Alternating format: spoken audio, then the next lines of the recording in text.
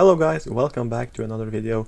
Today I'm going to talk about the 2024 US Senate election, which is going to be very contested, very competitive. We know that the Democrats have incumbent seats in several states that were won by Donald Trump twice, even more that were won by him once, and I've already filled in quite a lot of them. I filled in all the states that Republicans flipped in 2018, even Florida, which you could argue is likely, and I'm going to quickly do Texas into likely as well, and I will also argue that Pennsylvania and Virginia are unquestionably in the likely column and very hard for Republicans to reach. So this video is pretty much going to be about only the 7 remaining states, and particularly these 3 incumbent Democrats.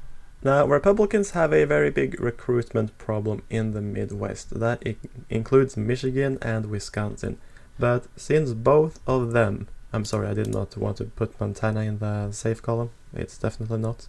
Since both of Michigan and Wisconsin have either a quite competitive nature in the case of Wisconsin, or a very open seat like in Michigan, I'm going to put them both as lean Democrats. The Democrats have an advantage.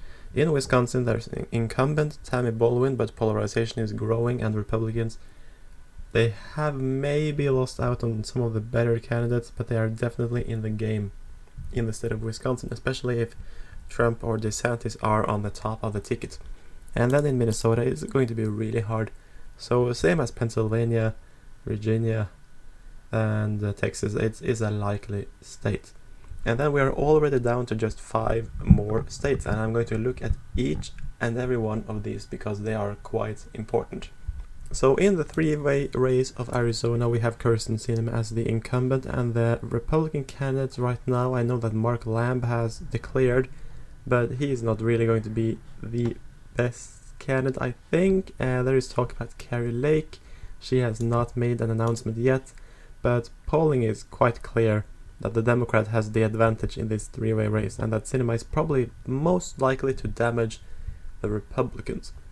Now, Kari Lake is actually ahead in some polls against Ruben Gallego, but to be honest, Republicans can do better in the state of Arizona, and to be honest, I think Jim Lamont, if he ran again, he would do quite well in galvanizing the base. I think he would be a unifier, and yeah, but Masters, though I really like his policies, it turned out to not be the strongest electoral candidate.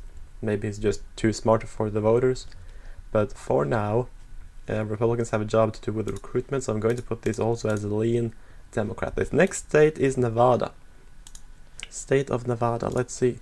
This of course is not a open seat. This is a Democratic incumbent, Jackie Rosen, and polling is showing her not doing too well against Adam Laxalt, but he's not running, and she's defeating Jim Marchant. And then there are no polls here about Sam Brown yet, which, I mean, I don't know too much about him. I think the Republicans would be stronger with Laxalt or Sandoval or even Joe Heck or some unknown guy. So yeah, Nevada is also a real big uphill climb, but it would be great if Republicans were to get one. And now we are at the big 3. Now, Manchin has a real uphill climb, and he is running for re-election in a state that Trump won twice, the first time by 42 points, the second time by a little bit less. But he is having 2 quite strong opponents running against him, so let's take a look at them. Now, Alex Mooney is a US representative who was elected in 2014 on a massive Republican wave that happened that year. Jim Justice is the governor. He is a bit up there in age, but he is polling better. He's polling very well against Manchin, and also well in the primary against Mooney. So who is going to win? Well, Jim Justice is the favorite for both the primary and the general election, but simply because of his age, I think Republicans might have to take another look at Mooney. I should also say that because of the endorsement, I think that Alex Mooney might be the better candidate. Anyways, this one is going to be a likely Republican, as of now, because the polls are really favoring them, and some would even say safe. But I'm not going to go that far. The next state is the state of Ohio. The Republican candidates here are LaRose, Moreno, and Dolan. Dolan. Yeah, that's it. Now, early polling suggests that LaRose, who is the Secretary of State, is the favorite in this race, while Dolan is more the anti-Trump candidate.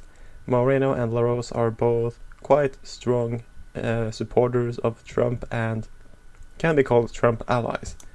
And right now, polling suggests that all of them would have trouble defeating Brown, but I can tell you that Frank LaRose has a bit more name recognition, and that's definitely helping him in the polls. Matt Dolan has also got a reputation as not being on Trump's good side, which is probably hurting him mostly. Moreno, I just think, is quite unknown, and that is his weakness. So this one is definitely quite open. It's still very, very early, and there are also some quite strong endorsements behind Moreno. We see J.D. Vance, Norm Coleman, Lee Zeldin, the guy who carried New York and the House. So this one is going to be watched with suspense. But currently, I think that Ohio is it's a difficult one. It's a very difficult one, and we will have to see who is the Republican candidate. But assuming it's going to be either Trump or DeSantis, and I'm going to put this as tilt Republican, simply because there should be a wave effect. And the last time Sherrod Brown won, he did not have a presidential ticket on the same ballot.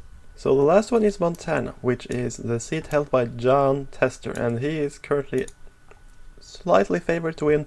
There are some polling here suggesting that he would be up against Craig Gianforte, Matt Rosendale, or Ryan Zinke, but Zinke has declined to run. Rosendale is someone who has expressed interest, and then you have Gianforte, who I'm quite sure is going to run for re-election, because he has already endorsed Tim Sheehy, and so has most of these senators. So, well, he is the only one who has declared.